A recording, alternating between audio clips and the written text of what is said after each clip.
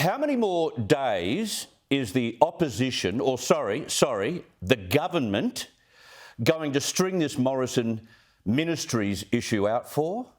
After 9 years in the wilderness, they have really perfected the art of being an opposing party, haven't they? Problem is, they are now the lead act. They are the federal government, not the opposition, not the negative Nellies. But you wouldn't know it. When Scott Morrison was appointed himself as the sole member of a cabinet committee, simply so that he could avoid scrutiny in any meetings that he held with other ministers, he could say they'd been co-opted onto that committee of one. It's a farce.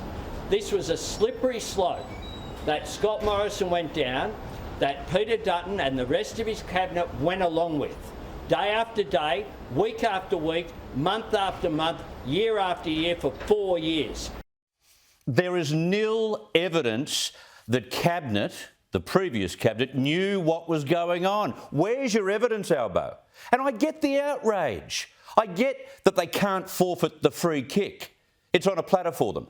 And I get that the more they massacre the vanquished, the longer it takes for the Liberal Party to resurrect its brand. But to say that other people were in the know, when we have absolutely no evidence of any of that. As a matter of fact, what we do have is evidence that ministers were kept in the dark and they now want Scott Morrison gone. That doesn't indicate that they were in the know. But this country has so many desperate problems and conflicts right now. Are we really going to obsess about a control freak former Prime Minister who didn't breach the Constitution, didn't meddle as much as he may have or could have, but adopted 5 ministries and behaved like a snake to his team? Are we really going to go there again tomorrow and again on Friday? Well, the answer is probably yes. Labor's obsession with this showed no signs of abating today. Peter Dutton would be absolutely no better than Scott Morrison when it comes to what's been revealed in the last couple of days. Now, the Morrison cabinet is just as guilty as Scott Morrison himself. There you go again. No evidence. The Morrison cabinet. All of those who have either left the cabinet, been voted out, or are still on the front bench for the Liberal Party, what, they all knew? Where is your evidence for that? And then to say Peter Dutton would be no better. Now, all that exaggerated and convictive outrage about what happened last year looks great, bold in headlines, fantastic, and sounds great on television and radio, but who's dealing with the real outrage? The outrage over the cost of living and the collapse in living standards due to the drop today in real wages. Who's doing that? I don't know. Who's dealing with preventing our power bills from looking more like mortgage payments and delivering the promise that they told us during the campaign to save us $275? No one. And what about a plan to rebuild our Defence Force, bridge the gap between black and white in health and education, or driving down inflation so we can stop having sleepless nights? No one's doing any of that either. All of this requires immediate attention. They're the things that real people are obsessed with, not another juicy episode in the adventures of another megalomaniac Prime Minister. John Howard got it right. I suggest, with great respect, of course, to the current Prime Minister, that he get back to governing the country and not talk about pursuing Scott Morrison over this. I would say to the Prime Minister, just forget about the past and focus on the present. Spot on. Spot on. And just about every Australian is saying the same thing. We've had 3 full days of this stuff. But all we got today from government was, we'll be having a job summit soon. That's the plan? We're going to have a job summit? So instead of initiating cost of living measures now, the Treasurer marched out today, off the back of the release of this wages data, to act like an opposition again. He just used the opportunity to bag opposition leader Peter Dutton for not agreeing to come along to his jobs talk fest. By refusing to participate, refusing to recognise this moment that we have, this opportunity that we have to work together to deal with our challenges, whether it's inflation, labour shortages, getting wages moving again, getting productivity growing again, all of these key economic objectives. He failed on that. They've still got one foot back in opposition because that's what they have perfected for 9 years. Come on, the whole nation wants to be reassured. They want solutions and they want leadership, not 3 full days, maybe 4, acting like an opposition again and ridiculing a dump PM who overreached to control everything because, as we know, he is a control freak. If they go hard on this again tomorrow, day 4, they deserve to be condemned.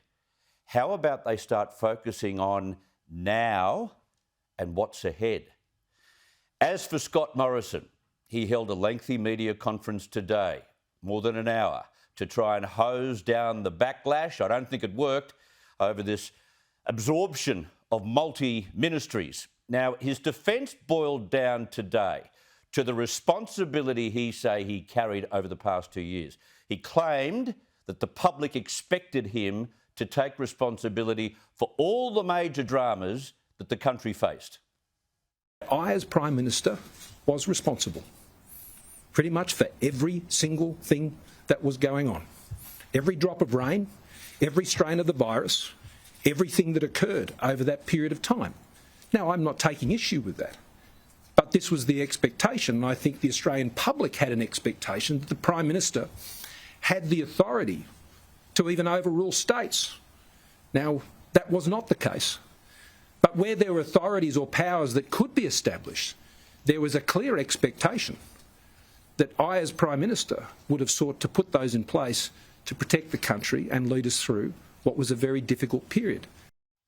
He's certainly right about the weight of expectations. We all did expect him to save the day, no matter how many natural disasters were going on, bushfires, floods, all viruses plaguing the nation. We expected him to do and act in the best interest of the nation. But we didn't expect him to tell porkies about taking over portfolios and then not telling his colleagues, and nor did his colleagues expect that kind of action behind the scenes, in secret.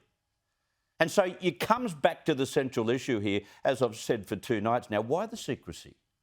Especially to his colleagues, his ministers, his part mates. Why the secrecy? Addressing that particular issue today, he spoke about being glad that we are having a discussion about what he'd done and not what he should have done. Frankly, I'd rather be having this conversation about what I did do to try and protect the Australian people. And if there are views that overstepped the mark, happy to have that conversation. Because what was focusing my mind was not having the conversation that perhaps I could have put powers in place if situations had arisen that I hadn't been in a position to address because I hadn't done the things that have been set out in recent days. So I'd rather have this discussion about what I did do rather than what I didn't do. There wouldn't have been anyone in the Prime Minister's department or his advisors close to him that could have come up with a reason that validated what he wanted to do, which is to control everything. No one would have said to him, hey, you better take hold of all of these portfolios, Home Affairs, Treasury. What, someone's going to get COVID? It would take 2 minutes to indicate to the Governor-General that the Treasury portfolio is now being handed to someone else if the Treasurer was indeed sick and couldn't function in isolation. Look at Peter Dutton. He didn't do anything about Peter Dutton passing on his responsibilities. It is so hollow to argue that point, that we can have the discussion today about what he did as opposed to what he may have done. The legality of this, again, is a redundant argument. There is no illegality. The morality of his secrecy, though, remains his only crime, hence yesterday's apology. Why not show respect for your colleagues? It shows gross disrespect for every one of them. And an overreach in the resources portfolio in particular, leading to his decision to can the Asset Energy offshore gas project, has not gone down well at all.